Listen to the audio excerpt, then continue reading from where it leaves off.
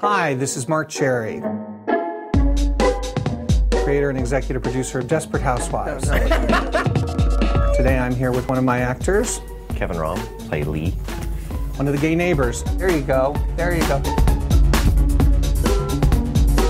And we're here to answer some of your questions. Do you wear kimonos in real life? Okay. Okay, He's fired. I'm so freaked out now. Okay, go ahead. No. Do any of the characters represent your alter ego? I think that really, in some way, every character is a part of something inside of me, and that's what I connect to. My mother is very much the Brie Vandekamp character, and I have parts of my mother. I have a compulsive thing, you know, if I'm at my house and I have a script due, suddenly I become very interested in housework, because that's a way not to write. I always tell people my house is never so clean as when I have a script due. Would you ever put that hideous fountain in your own front yard? Absolutely not. Yeah. No. Pretty ugly. The funny thing about the fountain storyline is that I built a pool in my backyard. A pool is generous. It's a Disneyland theme park. Pretty much so. I have a water ride in my backyard. But one of my neighbors was upset because he could see the top of my waterfall from his backyard, and he was very upset. And so I had to calm him down and said, no, I'm planting trees, you won't be able to see it. And that's where it came from actual life experience. I just love that it took how much money you guys spent to get rid of it. The whole tornado episode was just to get rid of the fountain. Exactly. We had to have an excuse. Are Bob and Lee the most stable couple on the lane? Hands down, yes. Isn't that interesting? Hands down, yes. I think so, yeah. I mean, I think they had their issues like any couple, but I think as far as their ability to communicate, yeah. I think I have to destroy them now. I saw too much ease there. Too much glee. Too much glee. We're the most stable couple. So, all right. What would you say? What would be your answer? I think you're going to have an affair. All right. There you go. How is it working with the ladies of Wisteria Lane, and do they ever boss you around? I'm scared of them sometimes, and they don't necessarily know it because I know what each... them? Well, they won't watch this. No. Although you never know. A couple of my women do check up on me. No, but what's funny is that the women all have personal bugaboos. Like I always know that Marcia's happiest when the script comes in and she's got something very dramatic to do.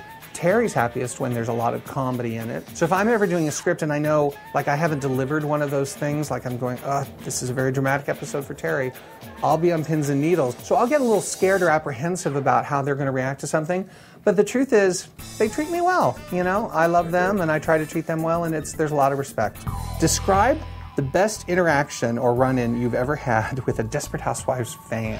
Have you ever had like a gay fan come up to you and just, you know, want to talk about the show? And Oh, all the time. Oh, really? All the time. I did a movie last year where I put a mullet in. It was after I'd started Housewives, and I was in the grocery store, and I hand the guy my ID, and he looked at it and looked at me. He goes, oh, that's a great disguise.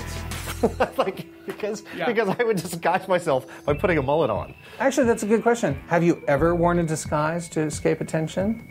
No. I look for attention. Are you kidding me? No, I knew the answer to that. I wanted to see if you would be honest. If I would be honest. Yeah.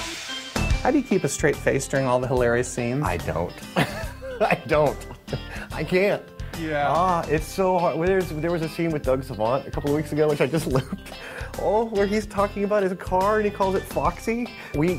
The whole time, just faces and snickering, and I can't. I don't. Doug Savant is one of the funniest people on the show, and he's like, earnestly, he gets more funny. He puts his whole heart into these he's scenes. Just hanging out here thumping. He plays it so real, and he just makes us all laugh, and he is so beloved. God love him. So the answer is I don't. I don't. That's the beauty of film. Thank God we're not on stage. Will there be a Desperate Housewives movie? Here's the thing about that. I think I wouldn't mind a movie, but I think I would want like about a decade to pass between the film, because I actually think a reimagining of the very first episode, you know, something like that, could be very effective. But I would prefer it to be more like The Fugitive, where it's just way in the future after the series is gone, and someone takes these amazing characters and just reimagines them. Watch Desperate Housewives. We are on Sunday nights at 9 o'clock, 8 o'clock Central. I think I did all my lines. I think so.